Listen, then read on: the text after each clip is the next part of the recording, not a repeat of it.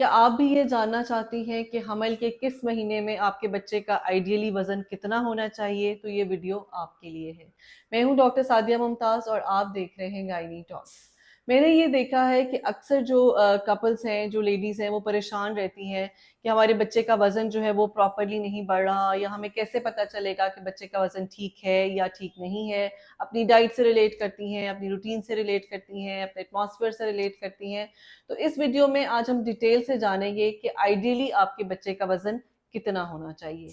सबसे पहले तो इस चीज को जहन में रखें कि शुरू के 5-6 माह आपके बेबी का वेट जो है उसकी बहुत ज्यादा इंपॉर्टेंस नहीं होती।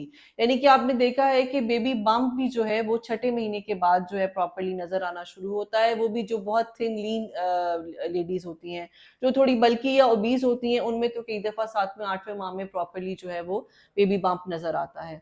लेकिन शुरू के कुछ मंथ्स में बम्प इसलिए नजर नहीं आता क्योंकि बेबी का वेट इतना ज्यादा नहीं होता। अभी मैं अगर आपको बताऊंगी कि कौन से महीने में कितना वेट होगा तो डेफिनेटली आप बहुत ज्यादा सरप्राइज होने वाली हैं, क्योंकि आपको ये बहुत ज्यादा टेंशन होती है कि बच्चे का वेट जो है उसके बारे में आपको इंफॉर्मेशन मिले। मुझे अक्सर जो है कमेंट सेक्शन में ये बताया जाता है, मैं इतने मंथ्स मुझे हो गए हैं, मेरे बेबी का वेट इतना है, तो क्या ये ठीक है या नहीं है। मंथ वाइज मैं आपको वेट बताने जा रही हूँ और इन द एंड में आपको एक ये चार्ट भी डिस्प्ले कर दूंगी जिसपे और ये ऑलरेडी लिखा हुआ होगा, ताकि आप उसको सेव कर लें और आपको फर्दर जो है उसमें कोई प्रॉब्लम ना हो। सबसे पहले तो ये देखें कि जब आपको पता चलता है कि आप प्रेग्नेंट हैं तो ऑब्वियसली 1 महीना तो गुजर चुका होता है। 1 महीना गुजरने के साथ ही यानी 4 हफ्तों पे आपके बच्चे का वजन सिर्फ 1 ग्राम होता है। जस्ट 1 मंथ 1 ग्राम। दूसरे महीने में बच्चे का वजन तकरीबन 9 से 10 ग्राम होता है। तीसरे महीने के एंड पे 28 ग्राम होता है। चौथे महीने के एंड में 140 ग्राम होता है। 5वें महीना जैसे ही खत्म होता है तो तकरीबन 350 से 380 ग्राम तक जो है बच्चे का वजन होता है। सेकेंड ट्राइमेस्टर यानी छठा महीना जब खत्म होता है तो बच्चे का वजन तकरीबन 700 ग्राम होता है। अब आप ये देखें कि फर्स्ट 2 ट्राइमेस्टर्स में अभी तक बच्चे का वजन 1 किलो भी नहीं बना होता। इसलिए आपको बहुत ज्यादा इस सूरत हाल में परेशान होने की जरूरत नहीं है।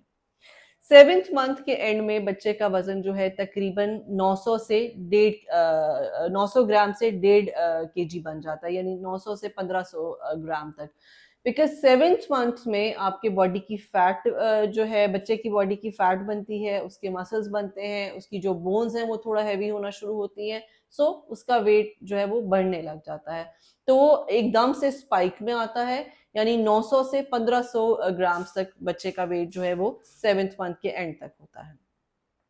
8वें महीने के एंड तक आए तो तकरीबन यही एक 1600 ग्राम से लेकर तकरीबन दो 2200 ग्राम तक होता है, यानी अबव 2 केजी। और 9th मंथ में 2.5 केजी से लेकर तकरीबन 3.5 केजी तक आपका जो बच्चा है उसका वेट होता है।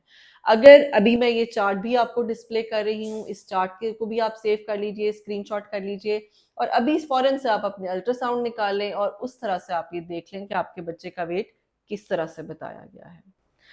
अगर तो बच्चे का वेट इस हिसाब से आपका चल रहा है तो दैट इज वेरी गुड, और अगर उससे कम है, कितना कम है, ये सब चीजें हम अभी आगे डिस्कस करने जा रहे हैं कि बच्चे का वजन कम क्यों होता है।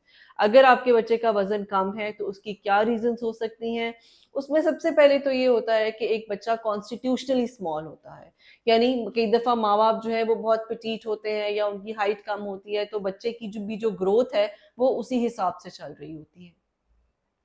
पहले 6 माह में हम सिर्फ इस चीज पे खुश होते हैं कि बच्चे की हार्ट बीट आ गई, बच्चे का एनॉर्मली स्कैन ठीक था, बच्चे की लाए जो है वो वेरिएबल होती है, लेकिन हमें प्लेसेंटा देखना होता है। अगर तो प्लेसेंटा फंडल है, ऊपर की तरफ है, तो भी हम इस पे खुश हैं, हमें बेबी के वेट से कोई ज्यादा सरोकार नहीं है।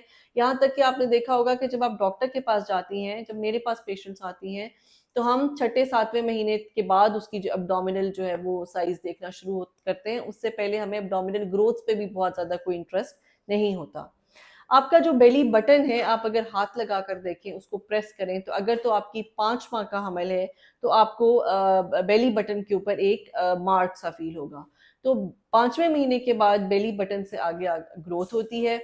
हम अल्नर बॉर्डर से आपकी ग्रोथ मेजर करते हैं, आपको लिटा कर हम देखते हैं कहाँ तक फंडल हाइट जा रही है, फिर बेली बटन से हम फिंगर्स के हिसाब से उस ग्रोथ को लेकर चलते हैं।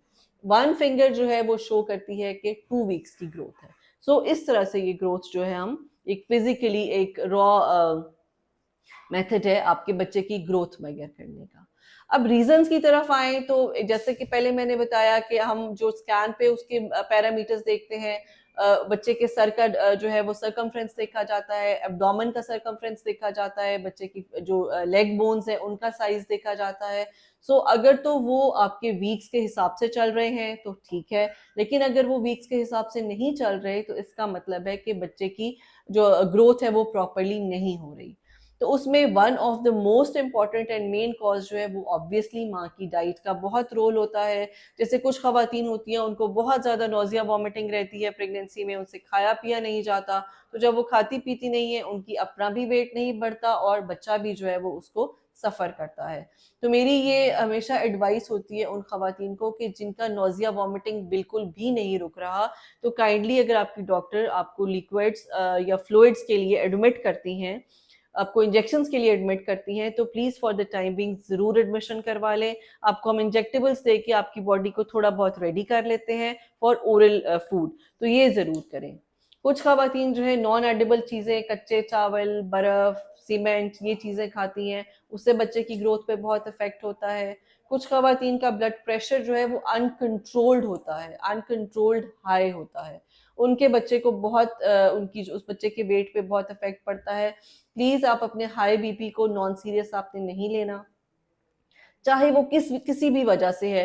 कई दफा पेशेंट हमें कहते हैं कि जी हमें वो गैस का प्रॉब्लम हो जाता है इसलिए हमारा बीपी हाई हो जाता है।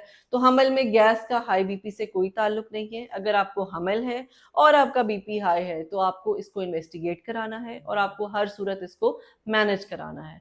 बिकॉज अगर आपका हाई ब्लड प्रेशर मैनेज नहीं होगा तो आपके बच्चे को जो है वो खून प्रॉपरली नहीं जाएगा, उसको ऑक्सीजन प्रॉपरली नहीं जाएगी, उसको फूड प्रॉपरली नहीं जाएगा। और जब ये सब कुछ प्रॉपरली नहीं जाएगा तो बच्चे का वजन जो है वो प्रॉपरली ग्रो नहीं करेगा। Another reason is overworked. कुछ खवातीन बहुत ज्यादा ओवरवर्कड होती हैं, यानी कि जरूरी नहीं है कि वो जॉब ही करती हो, उनको घर में भी बहुत ज्यादा काम होता है, उनको रेस्ट का टाइम नहीं दिया जाता, उनको स्लीप का टाइम नहीं दिया जाता। नॉर्मली एक नॉन प्रेग्नेंट लेडी का अगर हेल्दी स्लीप टाइम 8 घंटे है तो एक प्रेग्नेंट औरत को कम से कम दिन में 10 घंटे जरूर सोना है। 10 घंटे की नींद और दिन में कम से कम 3 से 4 घंटे का आराम आपके लिए बहुत जरूरी है। कुछ दवाइयाँ ऐसी होती हैं कुछ पेशेंट्स को दी जाती हैं, उससे बच्चे का वेट जो है वो कम होता है। उनमें बीटा ब्लॉकर्स हैं, कुछ कई खवातीन डिप्रेशन की दवाइयाँ इस्तेमाल करती हैं ड्यूरिंग प्रेगनेंसी, उससे बच्चे का वजन कम होता है। यस, एंड वन जो मोस्ट इम्पॉर्टेंट और मोस्ट कॉमनली एक फैक्टर है वो है प्रोसेस्ड फूड्स।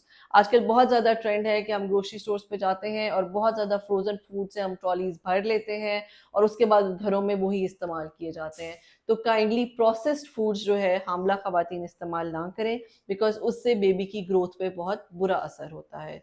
अब 2-3 टिप्स आपको in the end of the video दे देती हूँ कि आप अगर फ्रेश फ्रूट्स खाएंगी, आप वेजिटेबल्स लेंगी, एनिमल प्रोटीन लेंगी, दालें खाएंगी, खजूरें और अंडे खाएंगी, और सबसे बड़ी बात ये कि हेल्दी खाना टाइम से खाएंगी, अपनी रूटीन से खाएंगी, तो आपके बेबी का वेट जो है वो कम नहीं होगा, बल्कि आप जो है एक हेल्दी बेबी को डिलीवर करेंगे।